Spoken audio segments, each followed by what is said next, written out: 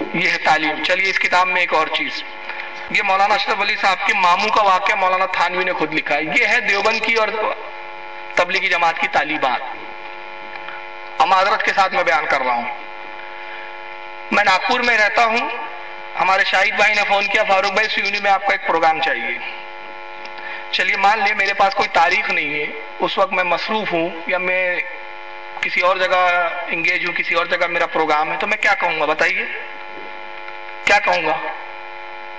جی حضرت بتائیے۔ میں آپ سے اس لیے پوچھ رہا ہوں کہ میں آپ کو بیدار رکھنا چاہ رہا ہوں کہ آپ میری ایک ایک بات کو دھیان سے سنیں۔ معذرت طلب کروں گا، کہوں گا معافی چاہتا ہوں بھائی کسی اور جگہ پروگرام ہے، یا اگر میری طبیعت ٹھیک نہیں ہے یا میرا موڈ نہیں ہے تو میں کہوں گا معافی چاہتا ہوں یار ابھی دل نہیں چاہ رہا ہے کوئی بیان کرنے کا، کوئی تقریر کرنے کا، یہی ہوں گا نا۔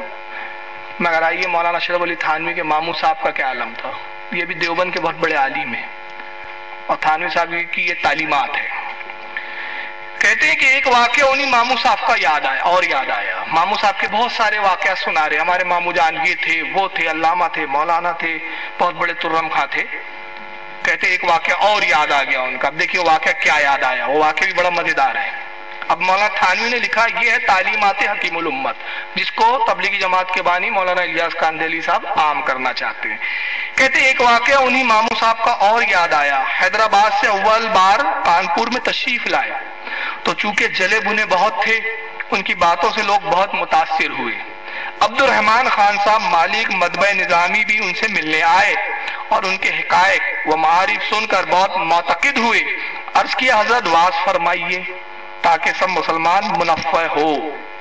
یعنی مولانا عبد الرحمن صاحب آئے مولانا تھانوی کے ماموں صاحب کے پاس، اور ان کے ماموں صاحب کے پاس آ کر کہا کہ حضرت بڑی اچھی بات ہے کہ آپ کانپور سے تشریف لائے ہیں اور یہاں لوگ بڑے متاثر ہیں آپ سے، تو آپ یہاں پر واعظ کہیے، تقریر کیجئے، بیان کیجئے۔ ماموں صاحب نے اس کا جواب عجیب آزادانہ رندانہ دیا۔ تو کہتے ہیں ماموں صاحب جلے بھونے آئے تھے تو عجیب آزادانہ اور رندانہ دیا۔ کہا کہ خان صاحب میں اور واعظ صلح کار کجا من خراب کجا۔ پھر بہت زیادہ اصرار کیا تو کہا ہاں ایک طرح سے کہہ سکتا ہوں، اس کا انتظام کر دیجئے۔ جب بہت اصرار کیا ان سے ماموں جان سے اشرف علی تھانوی صاحب کے کہ نہیں آپ کو تو واعظ کہنا ہی پڑے گا، تقریر تو کرنی ہی پڑے گی، تو ماموں صاحب نے کہا ٹھیک ہے پھر ایک شرط پر میں واعظ کہہ سکتا ہوں، ایک شرط پہ میں واعظ کہوں گا۔ اب اس شرط کیا ذرا سن لیجئے، اس کا انتظام کر دیجئے۔ عبد الرحمن خان صاحب بیچارے متین بزرگ تھے، سمجھے ایسا طریقہ کیا ہوگا جس کا انتظام نہ ہو سکے۔ یہ سن کر بہت اشتیاق کے ساتھ پوچھا کہ حضرت وہ طریقہ خاص کیا ہے؟ ماموں صاحب بولے کہ میں بالکل ننگا ہو کر بازار میں ہو کر نکلوں۔